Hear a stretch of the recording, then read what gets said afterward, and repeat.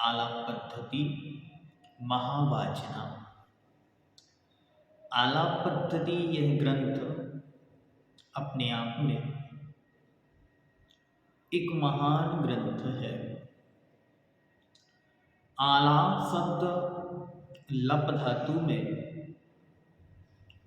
आंग उपसर्ग पूर्वक ल्यप प्रत्यय करने से आलाप शब्द बनता है, जिसका अर्थ अमरकोश इत्यादि में आभाषणम, संभाषणम, बोलने के अर्थ में है।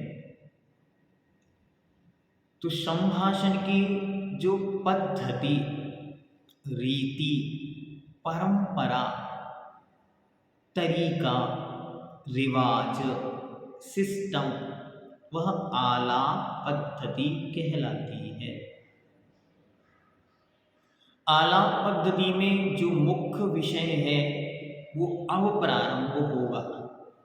क्यों? क्योंकि आचार्य भगवंतों ने लिखा है प्रमाण नयैरधिगमः, प्रमाण और नयों से अधिगम अर्थात ज्ञान होता है। प्रमाण की चर्चा पिछले अध्याय के अंतर्गत हुई। अब हम नयों की ओर चलते हैं।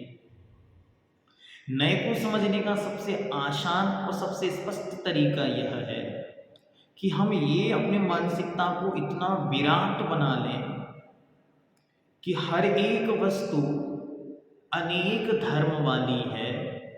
ध्यान से, हर एक वस्तु अनेक धर्म वाली है और उस वस्तु के जिस एंगल से उस वस्तु को जो व्यक्ति अपने एंगल से देखेगा, पहले तो वस्तु का एंगल और फिर उसके अपने विचारों का एंगल, वो अपने विचारों में जो देखेगा, समझेगा, जानेगा और उसे कहेगा, तो उसका जो कहना है उसका नाम है नए। नए क्या है? तो नए शब्द का अर्थ ही है जो पूर्ण अर्थ तक नयति ले जाता है। पूर्ण अर्थ नहीं बतलाता, अपितु पूर्ण अर्थ के कुछ अवयव, कुछ हिस्से का जो ज्ञान कराता है कि यह नए है। तो देखते नए के विषय में आचार्य यहाँ पे क्या लिखते हैं। नयाधिकारः, पेज नंबर 103। तत् या तदावयवा, तत् अवयव, उसके अवयव का नाम नए है। किसके अवयव? प्रमाण, प्रमाण के अवयव। अवयव मतलब होता है अंग, हिस्सा, टुकड़ा। तो प्रमाण के किसी हिस्से का नाम, किसी अंश का नाम नए है। नए किसे कहते हैं? तो इसके पृष्ठ नंबर 113 पर बहुत सुंदर तरीके से समझाया। प्रमाण के अवयव नए हैं। प्रमाण के द्वारा ग्रहण की गई वस्तु के एक अंश में वस्तु का निश्चय करने वाला ज्ञान नए है। शुद्ध ज्ञान के विकल्प को नए कहते हैं। शुद्ध ज्ञान में जो विकल्प उत्पन्न हुआ है उसका नाम नए है। ज्ञाता के अभिप्राय को नए कहते हैं। ज्ञातोरभिप्रायो नयः, ज्ञाता के अभिप्राय का नाम नए है। विरोधी धर्मों का निराकरण ना करते हुए वस्तु के एक अंश या एक धर्म का ग्रहण करने वाला ज्ञाता का अभिप्राय नए है। विरोधी धर्मों का, एक वस्तु में अनेक गुण विद्यमान हैं और प्रत्येक गुण को हम धर्म कहते हैं। तो जो विरोधी अर्थात अपोजिट भी हैं, उनका निराकरण ना करते हुए, अर्थात उनको नष्ट ना करते हुए, उनको समाप्त ना करते हुए एक अंश या धर्म का ग्रहण करने वाला ज्ञाता का अभिप्राय नए है। अनेकांतात्मक वस्तु में विरोध के बिना हेतु की मुख्यता से शाब्द विशेष की यथार्थता को प्राप्त कराने में समर्थ प्रयोग का नाम नय है। नय एक प्रकार का प्रैक्टिकल है। हम अपनी बात कह रहे हैं और वो बात फिट बैठा दे जो, उस प्रैक्टिकल का नाम नय है। अनेकांतात्मक वस्तु में विरोध के बिना बिना किसी विरोध के हेतु की मुख्यता से, जिस कारण से वो कहा जा रहा है उस कारण की मुख्यता से साध्य मतलब लक्ष्य विशेष की यथार्थता को प्राप्त कराने में समर्थ प्रयोग का नाम नय है। नय और प्रमाण सम्यक ही होते हैं या मिथ्या भी होते हैं। इसलिए महत्वपूर्ण है क्योंकि नय में किसी एक अंश को पकड़ा जा रहा है। तो भाई जब एक बात आप कहोगे तो दूसरी बात अपने आप छूट जाएगी। तो क्या वो मिथ्या है या गलत है या अधूरा है? तो कहना क्या चाह रहे हैं, तो आचार्य समझाते हैं। जिस प्रकार मिथ्यात्व के उदय से ज्ञान अज्ञान हो जाता है, अविरत भाव उदित होते हैं और सम्यक रूप भाव ढक जाता है, वैसे ही सुनय दुर्नय और प्रमाण दुर्नय दुर्प्रमाण हो जाते हैं। मिथ्या दृष्टि के भेद या उपचार का ज्ञान नियम से मिथ्या होता है और सम्यक तो हो जाने पर वही सम्यक कहा जाता है। वही नय जब अभिप्राय सापेक्षता से रहित होकर निरपेक्ष हो जाता है, दूसरे को नहीं समझ पाता है, तब वही सुनय दुर्नय बन जाता है। अभी इसी ग्रंथ में आगे बताएंगे सुनय और दुर्नय क्या है। सुनय मतलब सम्यक नय और दुर्नय मतलब मिथ्या नय। जो बात जिस तरीके से कहनी थी उसके विपक्ष को ग्रहण ना करके और मात्र उस ही पक्ष पर अपनी पूर्णता को स्थापित करने की जो मानसिकता है उसका नाम दुर्नय है। अब आगे चलते हैं। सूत्र नंबर 40। नय भेदा उच्यन्ते। अब नय के भेदों को कहते हैं। तो नय के सामान्यतया हमने जो 7 भेद तत्वार्थ सूत्र महाग्रंथराज सर्वार्थ सिद्धि पवित्र ग्रंथराज में हमने पढ़े हैं, उन्हीं में द्रव्यार्थिक और पर्यायार्थिक 2 नयों को मिलाने पर यहाँ पर 9 नयों की चर्चा की गई। देखते द्रव्यार्थिकः पर्यायार्थिकः नैगमः संग्रह व्यवहारः ऋजुसूत्रः शब्दः समभिरूढः एवं भूतः इति नवनयः स्मृतः। द्रव्यार्थिक पर्यायार्थिक नैगम संग्रह व्यवहार ऋजुसूत्र शब्द समभिरूढ़ एवं भूत इति इस प्रकार नवनयः 9 नए स्मृतः माने गए हैं। अब इनकी डेफिनेशन और इनका विस्तार क्रमशः जैसे जैसे आचार्य भगवंत प्रस्तुत करेंगे वैसे वैसे हम जानेंगे। आगे चलते उपनयाश्च कथ्यन्ते। अब उपनयों का कथन करते हैं। ये तो नए हैं। उपनय क्या होता है, परिभाषा बताते हैं। नयानाम समीपा उपनयः। जो नयों के समीप होता है वह उपनय कहलाता है। जो नए तो नहीं है लेकिन फिर भी नयों के समीप रहने से उसे उपनय यह संज्ञा प्राप्त है। जैसे प्रधानमंत्री तो नहीं है लेकिन प्रधानमंत्री के साथ रहता है इसलिए उसे उप प्रधानमंत्री कहते हैं। इस प्रकार तो नयानाम समीपः उपनयः। अभी उपनय कितने प्रकार के हैं तो बताते। सद्भूत व्यवहारः असद्भूत व्यवहारः उपचरित असद्भूत व्यवहारः चेति च इति उपनयः त्रिधा।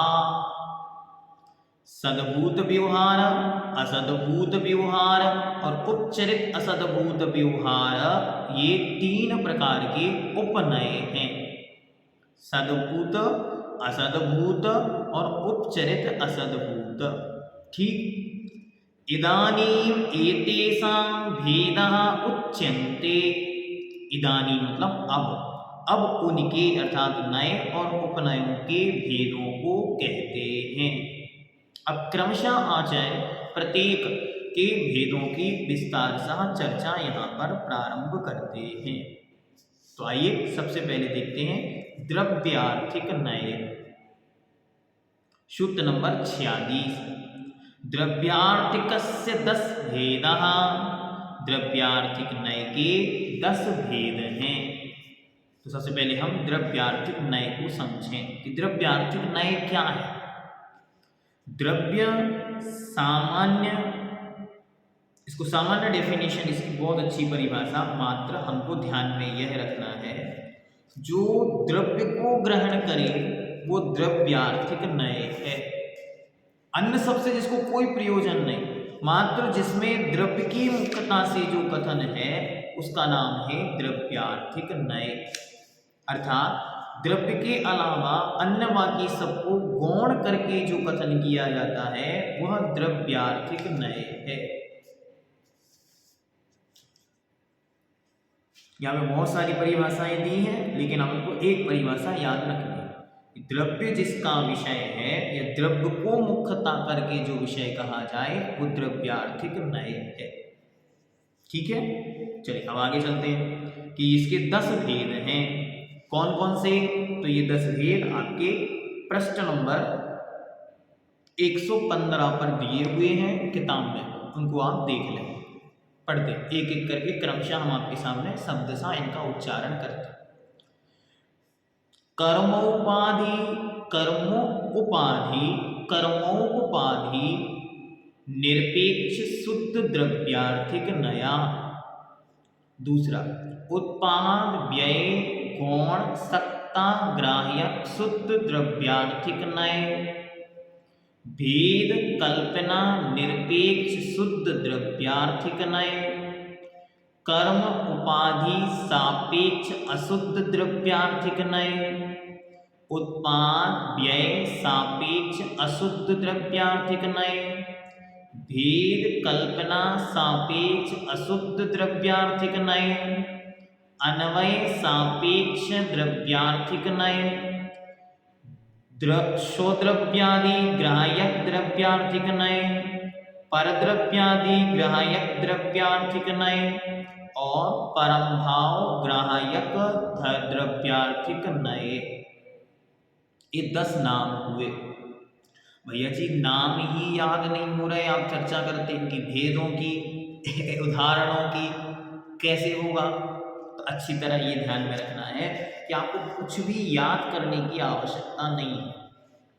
फिर क्या करना है इसमें?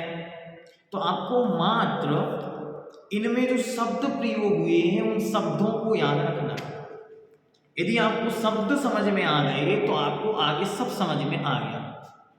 तो क्या क्या समझना? तो पहले इनमें जो शब्द प्रयोग हुए हैं वो देखना। तो इनमें नए शब्द का प्रयोग हुआ ये आपको दिख रहा है। एक शब्द का प्रयोग हुआ द्रव्यार्थिक, इसका मतलब है द्रव्य की मुख्यता से द्रव्य के किसी एक अंश का कथन हो रहा है। ठीक, 2 बातें क्लियर हुई। तीसरा है शुद्ध और अशुद्ध। द्रव्य 2 प्रकार के होते हैं, एक शुद्ध द्रव्य होता है और एक कर्म की अधीनता के निमित्त से उस ही द्रव्य में अशुद्धता आती है तो वह अशुद्ध द्रव्य होता है। तो द्रव्य के 2 प्रकार, शुद्ध द्रव्य और अशुद्ध द्रव्य। ठीक, 3 शब्द क्लियर हुए। पहले नए अर्थात किसी एक वस्तु के अवयव, किसी वस्तु के एक अवयव को कहना। द्रव्यार्थिक अर्थात द्रव्य की मुख्यता से, पर्यायादिक की कोई चर्चा नहीं। ठीक, फिर शुद्ध और अशुद्ध। तो शुद्ध क्या है? जो अच्छी तरह निज स्वरूप में स्थित है वो शुद्ध है। अशुद्ध क्या है? जो कर्माधीन है या विकृत परिणमन है उसका नाम अशुद्ध है। ठीक, अब आगे देखते। तो पहले नंबर पर आए, पहला नंबर है कर्म उपाधि। तो कर्म आप सब जानते हैं, उपाधि अर्थात है कर्म से युक्त। युक्त, उसे कहते हैं कर्मोपाधि, कर्म युक्त। निरपेक्ष का शब्द का अर्थ है रहित, तो कर्म से रहित, कर्म उपाधि निरपेक्ष। तो कर्म की उपाधि से या परिग्रह से जो रहित है, लिखना चाहे तो लिख लें कॉपी में। निरपेक्ष का अर्थ है रहित, और इसी के अपोजिट शब्द है सापेक्ष। सापेक्ष मतलब सहित। निरपेक्ष मतलब रहित, सापेक्ष मतलब सहित।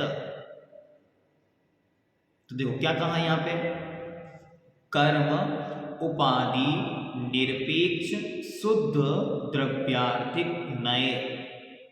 शुद्ध है द्रव्य, तो कैसा शुद्ध है, कर्म की उपाधि से निरपेक्ष, कर्म की कोई भी उपाधि की जिसको कोई अपेक्षा नहीं। कर्म की उपाधि मतलब कर्म की पर्यायें, कर्म जनित स्थितियां, कर्म के निमित्त से होने वाली स्थितियां, इन सब का नाम कर्म उपाधि हुआ। उन संपूर्ण कर्म की उपाधियों से जो रहित है। अब देखो सूत्र में यदि हम देखेंगे तो और अच्छी समझ में आ जाएगा। देखो सूत्र नंबर 47 इसी सूत्र, इसी का उदाहरण देखें।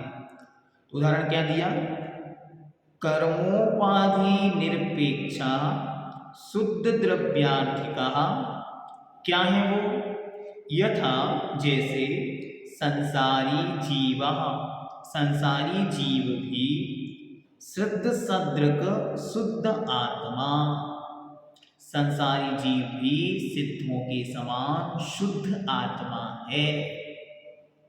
तो क्या कर रहा है, पहले तो द्रव्यार्थिक नय है, तो द्रव्य को पकड़ा। द्रव्य कौन है, जीव। तो जीव द्रव्य को जब इस नय ने पकड़ा तो इस नय ने क्या किया, उसकी कर्म उपाधि से रहित जो अवस्था है उसको ग्रहण कर लिया। तो हम संसारी जीवों के जो संसारी अवस्था में कर्म चिपके हुए हैं, इस कर्म ने, इस नय ने उन कर्मों से रहित अंदर प्रवेश करा के हमारा स्वरूप पकड़ लिया। तो हमारा स्वरूप, हम आत्मा हैं, लेकिन अभी कैसे हैं, कर्म उपाधि से रहित सहित हैं।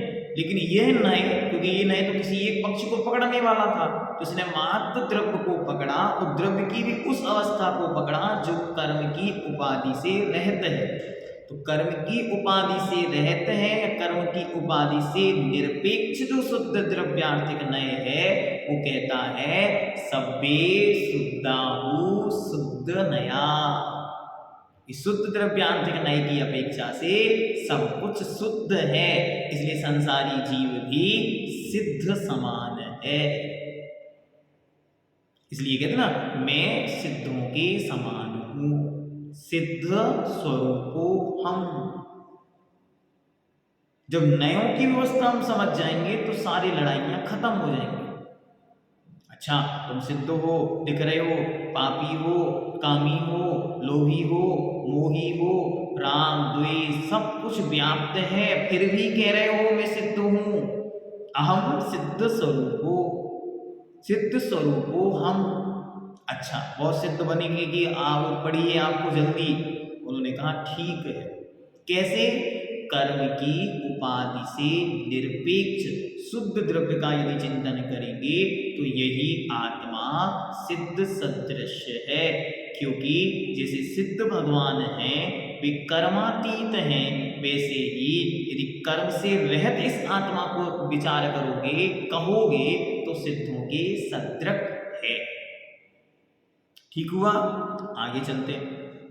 दूसरा शब्द दूसरे नंबर पर है उत्पाद व्यय गौण सत्ता ग्राह्यक शुद्ध द्रव्यार्थिक नय। तो उत्पाद व्यय गौण, गौण मतलब होता है छिपाना, मुख्य गौण, तो मुख्य मतलब उठाना, दिखाना, और गौण मतलब होता है छिपाना। तो जहां उत्पाद और व्यय को छिपा दिया जाएगा और सत्ता मात्र को ग्रहण किया जाएगा, ऐसा शुद्ध द्रव्यार्थिक नय जहां उत्पाद और व्यय मतलब पर्यायों को पल पल होने वाले परिणमन को छिपा करके, उत्पाद व्यय को छिपा करके, गौण करके सत्ता को जहां मुख्य किया जाएगा वो उत्पाद व्यय गौण सत्ता ग्राहक, ग्राहक मतलब ग्रहण करने वाला, तो सत्ता मात्र को ग्रहण करने वाला यह आपका दूसरा नय है। उत्पाद व्यय गौण सत्ता ग्राहक शुद्ध द्रव्यार्थिक नय। अब इसके लिए क्या उदाहरण दिया तो देखते, सूत्र नंबर 48, उत्पाद व्यय गौणत्वेन, उत्पाद व्यय को गौण करके सत्ता ग्राहक सत्ता मात्र को ग्रहण करने वाला शुद्ध द्रव्यार्थिक नय, जो शुद्ध द्रव्यार्थिक नय है, यथा जैसे द्रव्यम नित्यम, द्रव्य नित्य है। ये क्या है, इस सत्ता मात्र को ग्रहण कर रहा है। यदि वह उत्पाद और व्यय को ग्रहण कर ले तो नित्य अनित्य हो जाएगा। क्यों, हमेशा एक सा नहीं बना रहता, प्रति समय परिणमनशील है, लेकिन फिर भी नित्य है। क्यों, एक किसी अंग से उसको इस तरीके से देखा जा रहा है। तो शुद्ध सत्ता का मात्र ग्रहण करना है, अन्य को ग्रहण करने की आवश्यकता नहीं है। अन्य को जब ग्रहण करेगा तब बात अलग है, अभी अन्य को ग्रहण करने की बात नहीं कर रहे हैं, मात्र सत्ता को ग्रहण करना।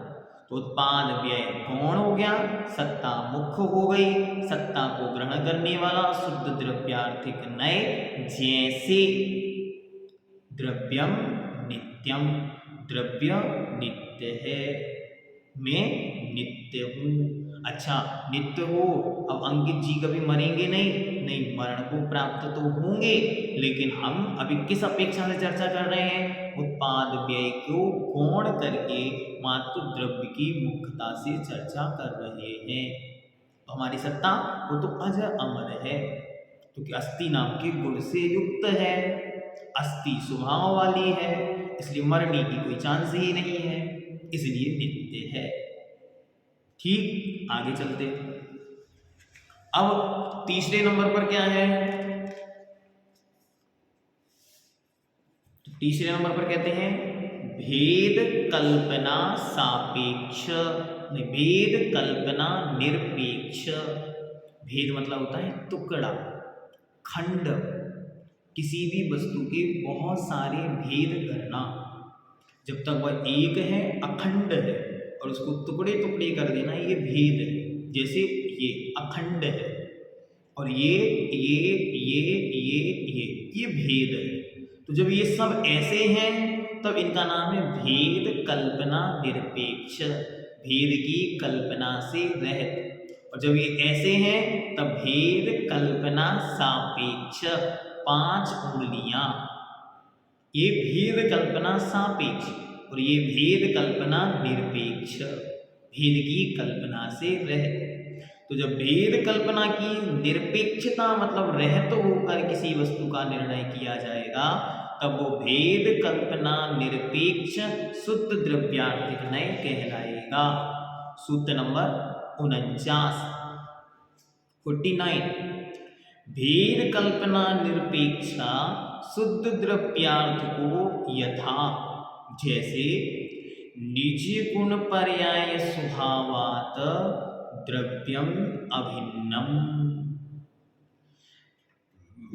किसी भी प्रकार से कोई भेद नहीं है। जब कहीं भेद ही नहीं है तो वह निज गुण से, निज पर्याय से और निज स्वभाव से द्रव्य अभिन्न है।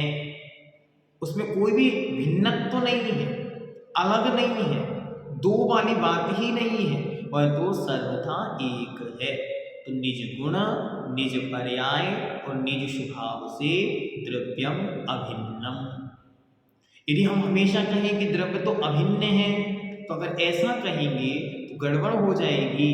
क्यों? क्योंकि द्रव्य, गुण पर्याय, ये तीनों अपने आप में अलग अलग हैं, लेकिन फिर भी भेद कल्पना की यदि चर्चा की जाए तो संपूर्ण भेदों को गौण कर दिया। अब कोई भी भेद नहीं होगा।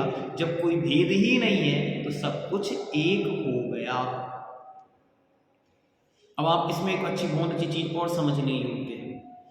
हम ये कहें कि सब चीजों का भेदभाव मिटा दो, हमें संसार में किसी भी वस्तु में भेदभाव नहीं करना चाहिए, तो आप लोग भी कहोगे हाँ हाँ भैया जी कितनी अच्छी है, इनके विचार कितने अच्छे हैं, सब में भेदभाव मिटा दो। नहीं, गलत। क्यों गलत? अगर सबका भेद मिटा दोगे तो बड़ी गड़बड़ी हो जाएगी। कैसी गड़बड़ी? अरे ध्यान से देखो, मल बिस्टा एक स्थान पर पड़ा हुआ है, वह भी उद्गत द्रव्य है, और दूसरे स्थान पर गेहूं पड़ा हुआ है, वह भी उद्गत द्रव्य है। यदि इन उद्गत द्रव्यों में अभिन्नता कर दी जाए कि दोनों एक हैं, तो दोनों भक्षण कर लिए जाएंगे। लेकिन क्या दोनों भक्षण योग्य हैं? नहीं। अब विचार करो उनकी पर्यायों पर। पहले द्रव्य पर जाओ तो दोनों द्रव्य में कैसे हैं?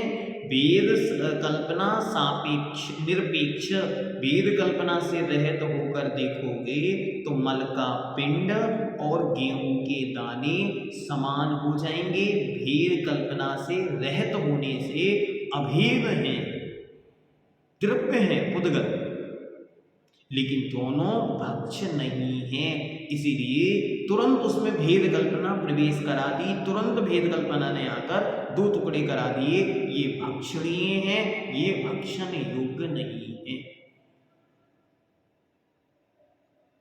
ऐसे स्त्री में लगा सकते हैं, माँ बेटी पत्नी, माँ बेटी पत्नी, तीनों कैसे हैं?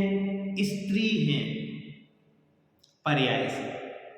बहुत अच्छी समझना, द्रव्य से तीनों स्त्री हैं, लेकिन तीनों में भेद ना किया जाए और अभेद कर दें तो तीनों स्त्री हैं। लेकिन भेद की आवश्यकता क्यों है? क्योंकि जो व्यवहार माँ के साथ किया जाता है वो पत्नी के साथ नहीं किया जा सकता। जो व्यवहार पत्नी के साथ किया जा सकता है वो बच्ची के साथ नहीं किया जाता, इसलिए उनमें भेद कल्पना करनी होती है। तो अब यहाँ पे अभेद की चर्चा कर रहे हैं, तो आचार्य कह रहे हैं कि यदि अभेद मानोगे तो निज द्रव्य, निज गुण, निज पर्याय और निज स्वभाव से द्रव्यम अभिन्नम, द्रव्य अभिन्न है, इसमें कोई भेद नहीं है। भेद रहितो हम, अभिन्न स्वरूपो हम, मैं अभिन्न हूं। जहां ज्ञान ज्ञाता ज्ञेय को ना विकल्प, कोई विकल्प नहीं है, जहां सब एक में हो गया है।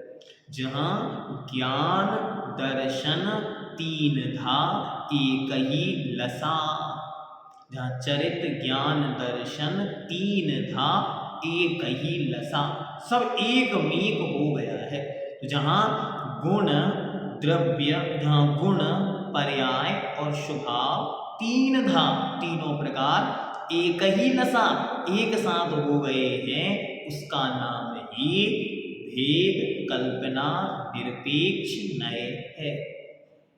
आगे चलते, बहुत सरल है ये, एक एक को उनकी स्थिति के अनुसार समझना कि एक व्यक्ति कहां से देखना चाह रहा है।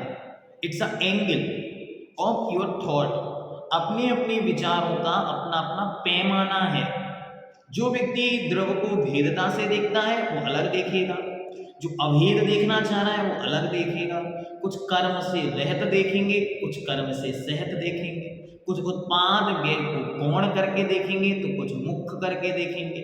उनकी अपेक्षा इन नयों का भेद बन, वास्तविकता में नए अगर द्रव्य की दृष्टि से देखेंगे तो द्रव्य तो द्रव्य है, उसको देखने वाले कौन कौन हैं वो अपने अपने हिसाब से उन नयों में अलग अलग प्रकार की व्यवस्थाएं बना रहे हैं। आगे चौथा, कर्म उपाधि सापेक्ष। तो अभी जो हमने तीन पढ़े उन तीनों से अपोजिट। तो पहला है कर्म उपाधि सापेक्ष, पहले वाला क्या था? निरपेक्ष, रहित था। अब कर्म की उपाधि से सहित जो शुद्ध द्रव्य है उसे ग्रहण करते हैं। तो क्या कहते हैं? सूत्र नंबर 50, कर्म उपाधि सापेक्ष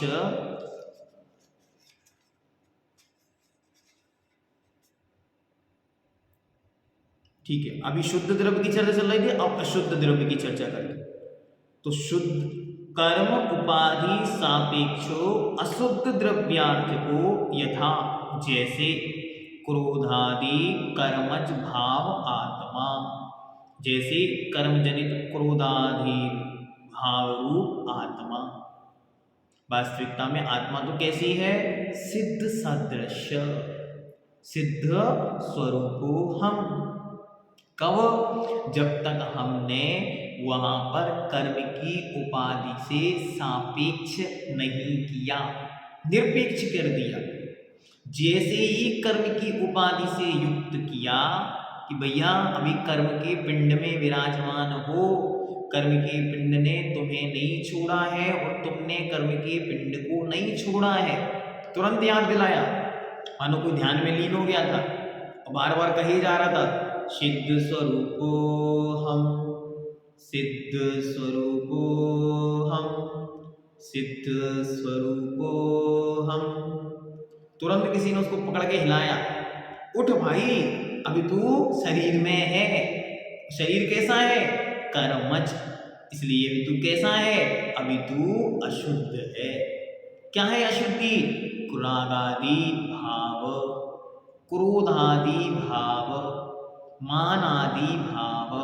तो क्रोध, मान, माया, लोभ स्वरूपो हम। तुरंत मंत्र बदल गया। अभी क्या कह रहा था? सिद्ध स्वरूपो हम। तुरंत याद आया क्रोध स्वरूपो हम। अभी क्रोधमय हूं, क्यों? मैं कर्मज हूं। आत्मा भी कैसी है? कर्म से युक्त है। तो कर्म की उपाधि से सापेक्ष सहत अवस्था का वर्णन किया। आगे तो यही द्रव्य अशुद्ध हो गया, जो शुद्ध द्रव्य था वही अशुद्ध है।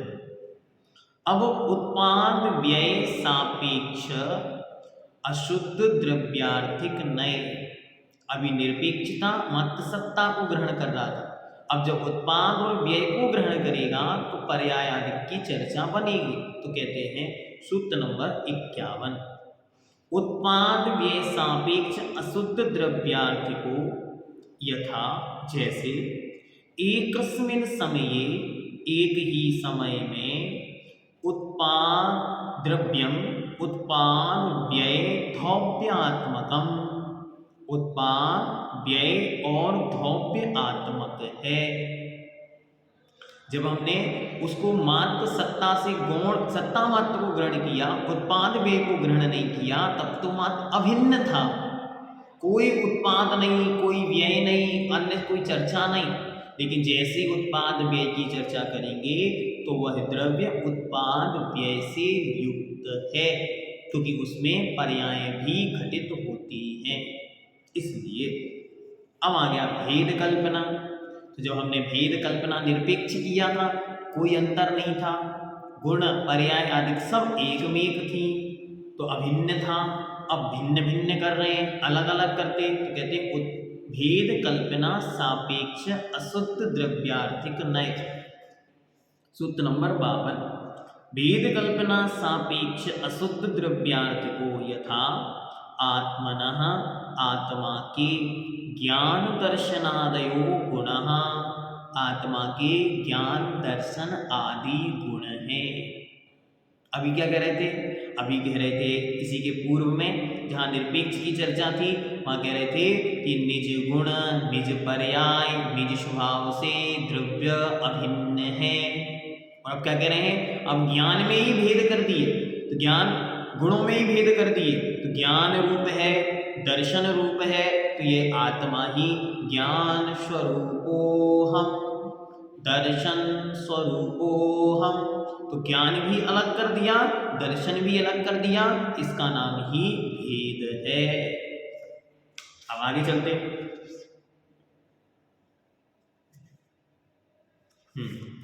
अगला भाव है अन्वय सापेक्ष द्रव्यार्थिक नए।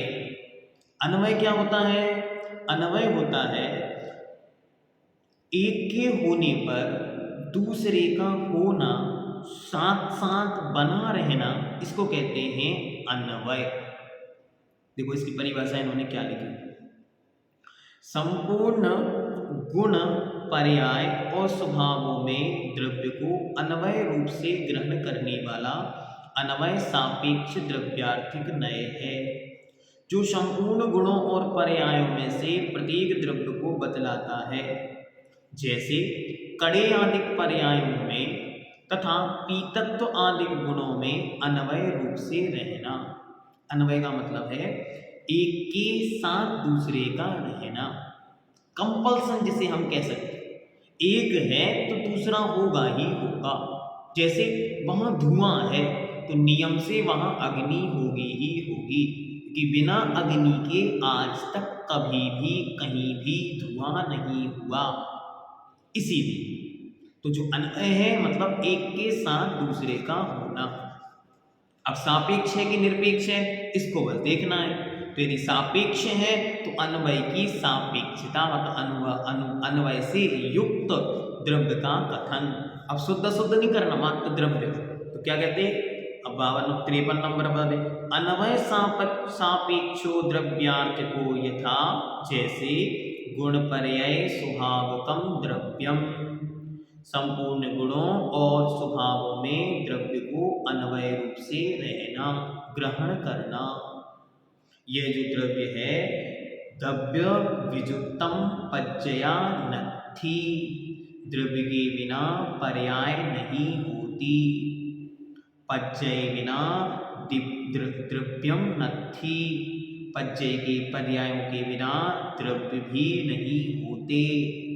इसलिए यह अन्वय कि जहाँ जहाँ द्रव्य है वहाँ वहाँ गुण और पर्याय हैं, जहाँ जहाँ गुण और पर्याय हैं वहाँ वहाँ द्रव्य है। अब आगे कहते हैं शोद्रव्यादि ग्राह्यक द्रव्यार्थिक नय, जो मात्र स्वयं के द्रव्य को ग्रहण करता है, जिसमें परद्रव्य की कोई अपेक्षा नहीं। सुद्रव्य, सुक्षेत्र, सुकाल, स्वभाव। सुद्रव्य क्या है? मैं जो जीव हूं, ये जीवत्व ही मेरा द्रव्य है। ठीक। स्वक्षेत्र क्या है? जितने प्रदेश मैंने कवर किए हैं ये मेरा स्वक्षेत्र है। और जैसे जैसे मैं परिणमित हो रहा हूं और उस परिणमन में जो जो मेरा सहकारी कारण है वही मेरा सुकाल है। और जिन जिन परिणामों से मैं परिणमित हो रहा हूं वे औपसमिक, क्षायोपसमिक, क्षायिक, पारिणामिक आदि जो भाव हैं वे ही मेरे स्वभाव हैं, स्वभाव। तो सुद्रव्य, सुक्षेत्र, सुकाल, स्वभाव की अपेक्षा द्रव्य को अस्थि रूप से ग्रहण करने वाला नय स्वादि द्रव्यार्थिक, सुद्रव्यादि ग्राह्यक द्रव्यार्थिक नय है, जहां पर की दूसरे की कोई विवक्षा नहीं। तुम कौन हो हमको कोई मतलब नहीं। अभी चर्चा किसकी चल रही है? अभी चर्चा मात्र मेरी चल रही है। तो जहां मेरी मात्र चर्चा है वहां मुझसे पर से मुझे कोई तात्पर्य नहीं है। तो क्या कहते हैं इसमें उत्तर क्या देते? तो शुद्ध 54 नंबर सूत्र 54, शोद्रव्यादि ग्राह्यक द्रव्यार्थ को यथा, जैसे शोद्रव्यादि चतुष्टय अपेक्षया द्रव्यम अस्ति। जैसे सुद्रव्य, सुक्षेत्र, सुकाल, स्वभाव की अपेक्षा द्रव्य को अस्थि रूप से ग्रहण करना। अस्तित्व मेरा कब है? जब मैं स्वयं को मुझ में ग्रहण करूं। पर की अपेक्षा में कैसा हूं? नास्ति स्वभाव वाला हूं, लेकिन स्वयं की अपेक्षा मैं अस्थि स्वभाव वाला हूं। आगे कहते हैं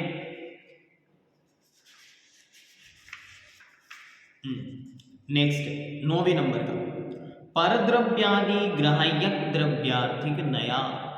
अब इसके विपरीत अभी मात्र 100 द्रव्य स्वचतुष्टय से ग्रहण किया, अब पर द्रव्य पर काल पर भाव पर क्षेत्र की अपेक्षा। तो उदाहरण क्या देते 55 नंबर परद्रव्यादि ग्राह्यक द्रव्यार्थ को यथा परद्रव्यादि चतुष्टय अपेक्षया द्रव्यम नास्ति। ये आपको पहले भी बताया था, जहाँ स्वभाव पढ़ाए थे वहाँ बताया था पहला और दूसरा स्वभाव, अस्ति स्वभाव नास्ति स्वभाव। तो शोद्रव्यादि ग्राहिका सुद्रव्यादि अपेक्षया अस्ति स्वभाव और परद्रव्य पर चतुष्टय अपेक्षया नास्ति स्वभाव। वैसे यहाँ पर लगाना कि यदि द्रव्य की को अपने अपने चतुष्टय की अपेक्षा देखा जाएगा तो द्रव्य है, और दूसरे की अपेक्षा देखा जाएगा तो द्रव्य नहीं है। क्यों? वो तो मात्र अपना कथन करने वाला है, इसलिए दूसरे को ग्रहण नहीं किया। और अंतिम परम भाव ग्राह्यक द्रव्यार्थिक नय। परम भाव क्या होता है?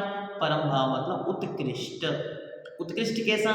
जिसमें कर्म की कोई सापेक्षता नहीं, उन सबसे भी जो अतीत है, उत्कृष्ट है, या आत्म ज्ञान स्वरूप आत्मा, ऐसा कहना परम ग्राह्यक द्रव्यार्थिक नय है। क्योंकि इसमें जीव के अनेक स्वभावों में से ज्ञान नामक परम भाव को ग्रहण किया। यद्यपि आत्म स्वभाव संसार और मुक्त पर्यायों का आधार है, तदापि आत्मद्रव्य कर्मों के बंध और मोक्ष का कारण नहीं होता। परम भाव क्या है? शुद्ध और अशुद्ध के उपचार से रहित जो नए द्रव्य के स्वभाव को ग्रहण करता है उसका नाम परम भाव है। पारिणामिक भाव जिसको हम कहते हैं। तो वह परम भाव क्या करता है? उसको किसी से कोई तात्पर्य नहीं, जो आत्मा का वास्तविक स्वभाव है मात्र उसको ही ग्रहण करने वाला। क्या उदाहरण देते? तो सूत्र नंबर 56 परम भाव ग्राह्यक द्रव्यार्थिको यथा ज्ञान स्वरूप आत्मा। मात्र ज्ञान स्वरूप आत्मा। अत्र अनेक स्वभावानां मध्ये ज्ञानाख्या परमस्वभावो गृहीतः, अर्थात बहुत सारे स्वभावों के मध्य में भी अस्ति नास्ति आदि अनेक स्वभावों के बीच भी मात्र एक ज्ञान नाम का जो परम भाव है, उत्कृष्ट भाव है, सर्वश्रेष्ठ भाव है, उसको जो ग्रहण करता है उसका नाम परम भाव ग्राह्यक द्रव्यार्थिक नय है। अब इसका समराइज करते, यहाँ तक ये हमारा द्रव्यार्थिक नय पूरा हुआ। द्रव्यार्थिक नय में मुख्य चीजें क्या समझने की हैं? तो द्रव्यार्थिक नय में सबसे पहले तो हम ये जाने, यहाँ द्रव्यों की मुख्यता से कथन है, पर्याय के गौण है, ठीक। कर्म उपाधि से युक्त, तो कर्म उपाधि सापेक्ष, कर्म उपाधि से रहित, तो कर्म उपाधि निरपेक्ष, उत्पाद व्यय को गौण करके उस सत्ता मात्र को जो ग्रहण करता है, या भेद कल्पना से रहित या भेद कल्पना से युक्त, अन्वय सापेक्ष अर्थात एक के होने पर दूसरा है, शोद्रव्यादि अपनी स्वयं की अपेक्षा कथन करना, और परचतुष्टय आदि दूसरे के अपेक्षा कथन करना, और परम भाव अर्थात संपूर्ण विकल्पों से मुक्त मात्र जो मैं हूं उसका कथन करना। जब कर्म की उपाधि से रहित कर दिया तो मैं ही सिद्ध समान हूं। जब उत्पाद व्यय द्रव्य गुण से रहित कर दिया तो उत्पाद व्यय गुण हो गए, और मात्र सत्ता का ग्रहण किया कि मैं सत्स्वरूप हूं। तो जब मैं सत्स्वरूप हूं तो जो अस्तित्व रूप में हूं बस उसका ही ग्रहण वहां पर उन्होंने किया, उसके अलावा अन्य को ग्रहण ना करें, तो द्रव्य नित्यम, द्रव्य हमेशा नित्य है। भेद कल्पना निरपेक्ष, भेद की कल्पना से यदि रहित है तो द्रव्य कैसा है? तो उन्होंने कहा कि शुद्रव्य, सुपर्याय, सुगुण, गुण, स्वभाव, इन सबसे द्रव्य अभिन्न है। कर्म उपाधि से सहत जानेंगे, कर्म की उपाधि से युक्त है। तो कैसा है?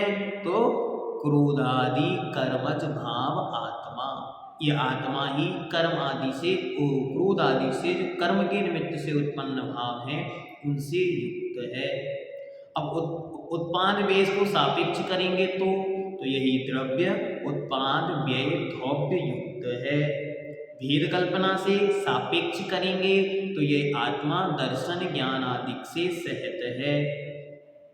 अन्वय सापेक्ष करेंगे तो गुण पर्याय वाला द्रव्य है, क्योंकि बिना द्रव्य गुण पर्याय के होता नहीं है, और बिना गुण पर्याय के द्रव्य कभी होता नहीं है, और बिना द्रव्य के गुण पर्याय कभी होती नहीं है। शुद्रव्यादि की अपेक्षा करेंगे तो द्रव्य है, पर आदि की अपेक्षा करेंगे तो द्रव्य नहीं है, और ज्ञान ही एकमात्र उसके अंतरंग में विराजमान बहुत सारे गुणों के बीच एकमात्र परम भाव है, उत्कृष्ट भाव है, उसको ग्रहण करना परम भाव ग्राहक द्रव्यार्थिक नय है।